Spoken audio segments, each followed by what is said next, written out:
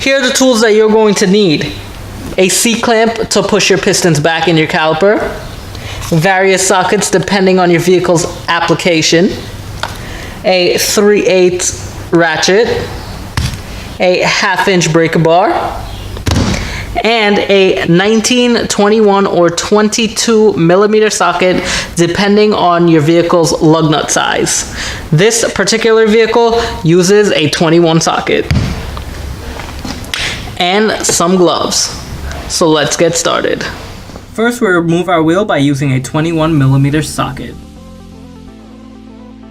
Feeling the grooves on these rotors are indicating that it's shot, so it definitely needs replacing. Using a 14 millimeter socket with a 3/8 ratchet allows us to remove the two bolts holding our caliper on. Place the two bolts out of the way and off to the side.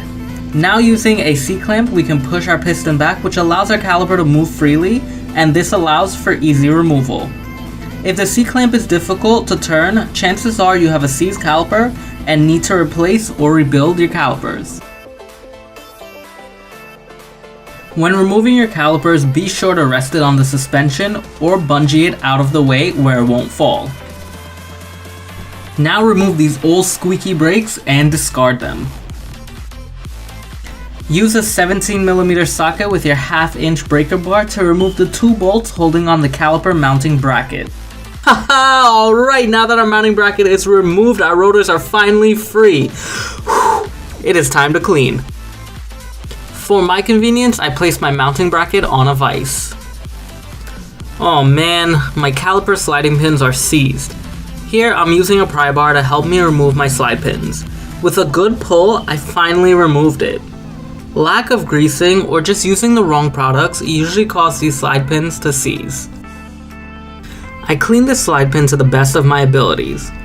We use a rag to wipe off any old crud that prevented this slide pin from doing its job. To go the extra step, I grabbed some 2000 grit sandpaper and gave the pin a shine. We give it one final wipe down and inspect our pin for pitting or any other damages. It seems good to go. To prevent our slide pins from seizing, we use a silicone-based brake lubricant. This is safe for rubber and wouldn't degrade our protective boots on the slide pins. Make sure and apply a generous amount, the more the better, for this will allow our slide pins to move more freely, which will allow us for even braking. We reinstall our slide pins and look at that difference. It has complete and easy movements. We do the same for the top slide pin. This one is just as seized. I use a 17 millimeter socket to break whatever grime is holding our slide pin in. Then I work it with a pry bar to finally release it. We wipe our pin and use 2000 grit sandpaper to remove any debris. The only difference with this pin is that there's a rubber seal at the top. I carefully install my new rubber seal and then we apply a generous amount of brake lubricant. After inserting our second slide pin, we move on to cleaning our mounting bracket using a wire brush. Then we install our new brake hardware. I always make it a habit to install new brake hardware because worn out brake hardware can cause drag on the rotor and reduce pad life. Alright, now that our mounting bracket is taken care of, we can move on to installing our brand new rotors. Before installing, you want to thoroughly clean your rotors front and back with either soap and water or brake clean.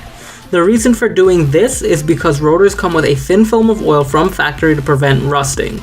To ensure your pads can generate enough friction to stop, make sure that the rotors are clean. Also, always replace rotors in pairs and never replace them separately. Before installing a rotor onto our hub, we use anti-seize. This is basically an insurance for future brake jobs. Anti-seize will prevent our rotors from seizing onto our hubs. Try not to get any on our studs.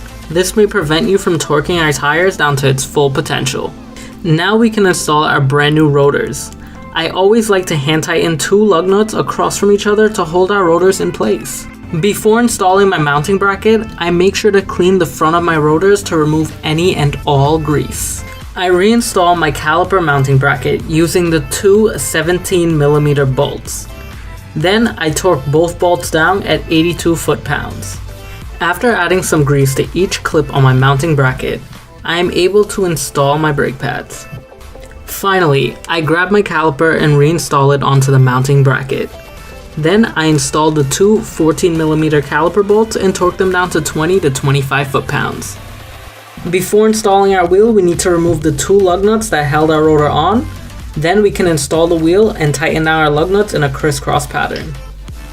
Alrighty guys, now that our car is finished, before you road test, you want to make sure that you pump your brakes several times until you get a stiff pedal, and that is what we're going to do right now.